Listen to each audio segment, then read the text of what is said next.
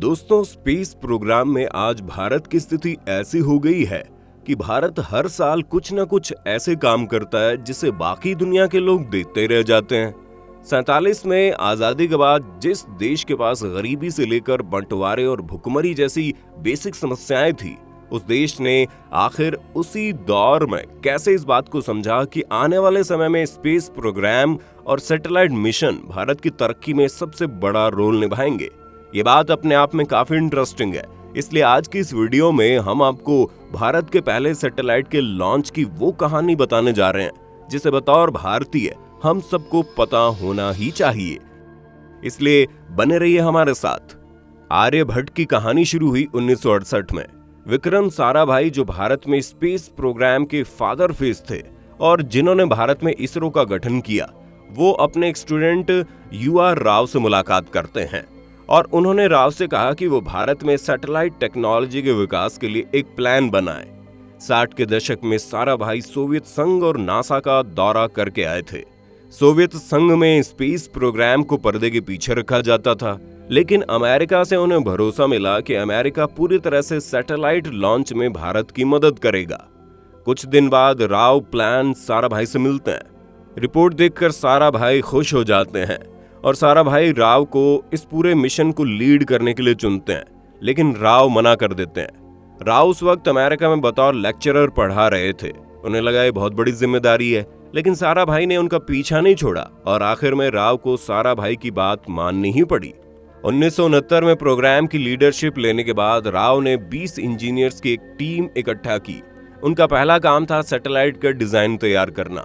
राव की टीम ने तय किया कि एक 100 किलोग्राम की सैटेलाइट बनाएंगे और उसे अमेरिकी रॉकेट स्काउट की मदद से लॉन्च किया जाएगा। नासा तब स्काउट रॉकेट को किराए पर देने के लिए तैयार था। राव और उनकी टीम सैटेलाइट बनाने की तैयारी में लग गई, लेकिन तभी खबर आई कि USSR इस लॉन्च में भारत की मदद करना चाहता था। चूंकि विक्रम भी यही चाहते थे कि USSR की मदद उन्हें मिले, इसीलिए वो इस बात के लिए मान गए, जिसके लिए सैटेलाइट के प्लान को निकोलाई, जो USSR के रिप्रेजेंटेटिव थे, उनके साथ शेयर करना पड़ा। प्लान सुनाने के बाद निकोलाई सैटेलाइट लॉन्च के लिए सोवियत व्हीकल के इस्तेमाल के लिए राजी हो गए। उन्होंने ये तक कहा कि सैटेलाइट बनाने में सोवियत वैज्ञानिक भारत की मदद करेंगे, लेकिन एक शर्त पर। शर्त यह थी कि भारत को ऐसा सैटेलाइट बनाना होगा जिसका वजन चीन के सैटेलाइट से ज्यादा हो। ऐसा इसलिए था क्योंकि 1960 में सोवियत संघ और चीन के रिश्तों में दरार पड़ गई थी, जिसे साइनो सोवियत स्प्लिट के नाम से जाना जाता है। इसलिए रशिया चाहता था कि वो भारत की मदद करके चीन को नीचा दिखा सके। विक्रम साराभाई और राव के लिए ये एक नया सिरदर्द था। अब तक वो मानकर चल रहे थे कि 100 किलो का उपग्रह बनाएंगे और उसकी शुरुआत बिल्कुल शुरू से होनी थी। सोवियत संघ के हाँ भी भरते ही राव और उनकी टीम काम में लग गए और काम में कुछ ऐसे लगे कि उन्होंने 350 किलो के उपग्रह का एक डिजाइन बनाया जो चीन के उपग्रह का दुगना था। एक बार सैटेलाइट का डिजाइन तैयार हुआ तो राव 3 वैज्ञानिकों की टीम लेकर एकेडमी ऑफ साइंस मॉस्को में एक मीटिंग के लिए पहुंचे और यहीं से स्टोरी इंटरेस्टिंग होने लगी। सोवियत वैज्ञानिक को इस बात का पूरा भरोसा था कि भारत पहली बार में इतना बड़ा प्रोजेक्ट पूरा कर लेगा, इसलिए उन्होंने एक प्रस्ताव रखा कि पहले भारत कुछ बेसिक इंस्ट्रूमेंट जो स्पेस में जाकर एक्सपेरिमेंट कर सके, उन्हें बनाने के बारे में काम करे और उसे सोवियत सैटेलाइट के साथ लॉन्च करे। उसके बाद ही वो पूरा उपग्रह बनाने के बारे में सोचे। लेकिन राव और साराभाई दोनों को ये बात बिल्कुल पसंद नहीं आई। वो चाहते थे कि भारत जल्द से जल्द सैटेलाइट टेक्नोलॉजी में खुद के पैरों पर खड़ा हो जाए। इसी जद्दोजहद के कारण 3 दिन तक चली बहस के बाद आखिरकार सोवियत साइंटिस्ट से राव की बात मान ली। लेकिन अभी सब कुछ सही हो ही रहा था कि मिशन को एक और भयंकर झटका लगा, जिसके बाद लगने लगा कि भारत का स्पेस मिशन कभी पूरा नहीं हो पाएगा। हुआ ये था कि दिसंबर 1971 में विक्रम साराभाई की हार्ट अटैक से मौत हो गई। हैरानी की बात तो ये थी कि साराभाई पूरी तरह से स्वस्थ थे और सिर्फ 52 साल की उम्र में हार्ट अटैक से मौत किसी के गले उतर नहीं रही थी। साराभाई एटॉमिक एनर्जी कमीशन के चेयरमैन थे और कुछ साल पहले डॉक्टर होमी जहांगीर भाभा की भी ऐसे ही हैरान करने वाली मौत हुई थी। डॉक्टर साराभाई का परिवार पोस्टमार्टम को राजी नहीं हुआ और ये बात किसी के सामने नहीं आई कि आखिर साराभाई कैसे चले गए। साराभाई की मौत के बाद 1972 में सतीश धवन ने इसरो की जिम्मेदारी संभाली। मिशन की सारी थियोरेटिकल तैयारी के बाद सवाल उठा बजट का। सोवियत संघ मुफ्त में लॉन्च करने को तैयार था, लेकिन फिर भी सैटेलाइट बनाने का जिम्मा भारत का था और इस मिशन का बजट 3 करोड़ रुपए आ रहा था। भारत तब एक गरीब देश था, लेकिन इंदिरा एटॉमिक और स्पेस मिशन में बिल्कुल कोताही नहीं बरतना चाहती थी। इसलिए उन्होंने तुरंत ही संसद में से 3 करोड़ का बजट सैटेलाइट बनाने के लिए पास करवा दिया। इसके बाद रूस और भारत के बीच एक एग्रीमेंट साइन हुआ और 2 साल यानी 1974 में लॉन्च की डेट रखी गई।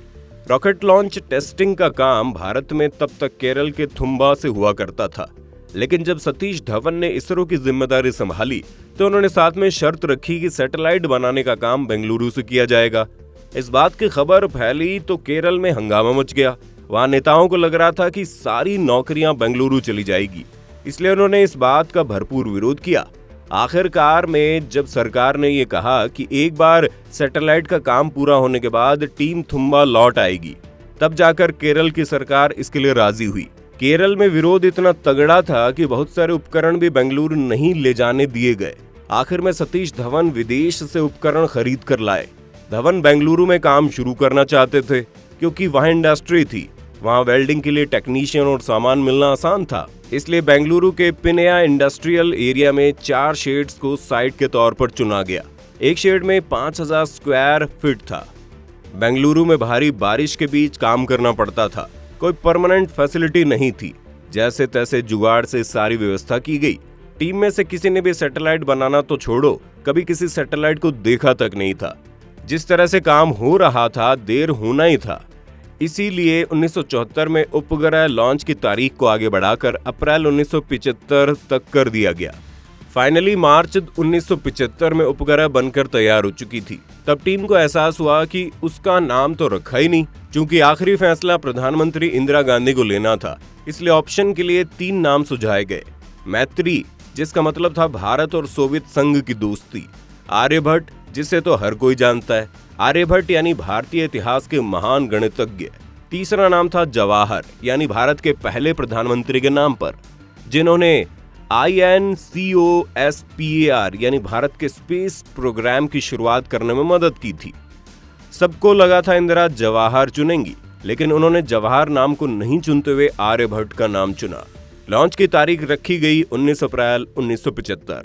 वोल्गोग्रेड रशिया के नजदीक कपुस्तिन यार कॉस्मोड्रोम से आर्यभट्ट उपग्रह को लॉन्च किया जाना था।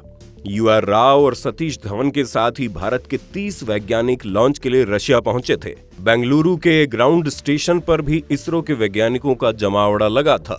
दोपहर 12 बजे काउंटडाउन 10 से शुरू होकर 1 तक पहुंचा और फिर आवाज आई पयाकली। USSR में हर लॉन्च से पहले इस फ शब्द का इस्तेमाल किया जाता है, जिसका अर्थ है लेट्स गो। अंतरिक्ष तक यात्रा करने वाले पहले शख्स यूरी गैगरिन ने अपने स्पेस मिशन की शुरुआत में इसी फ्रेज का इस्तेमाल किया था और तब से यह हर लॉन्च में इस्तेमाल होने लगा। लॉन्च के 12 मिनट बाद रॉकेट अपनी यात्रा की लास्ट स्टेज शुरू करता है और कुछ देर में धरती से 600 किलोमीटर दूर ऊपर की ओर ऑर्बिट में आर्यभट्ट को स्टेबल कर देता है। ऐसा होते ही भारत दुनिया के उन देशों में शुमार हो गया जो न सिर्फ धरती पर बल्कि उसके साथ ही साथ आसमान पर भी खुद को साबित कर रहे थे। हालांकि आर्यभट्ट केवल 4 दिन तक सिग्नल भेज पाया और उसके बाद उसने काम करना बंद कर दिया। लेकिन भले ही वो 4 दिन में ही बंद हो गया, लेकिन भारत के लिए अंतरिक्ष का गेट जरूर खुल गया था। आपको अंतरिक्ष और उपग्रह की ये सच्ची कहानी कैसी लगी हमें कमेंट करके बताइएगा। साथ ही इस वीडियो को लाइक और शेयर करना मत भूलना और चैनल को सब्सक्राइब तो कर ही दो आप।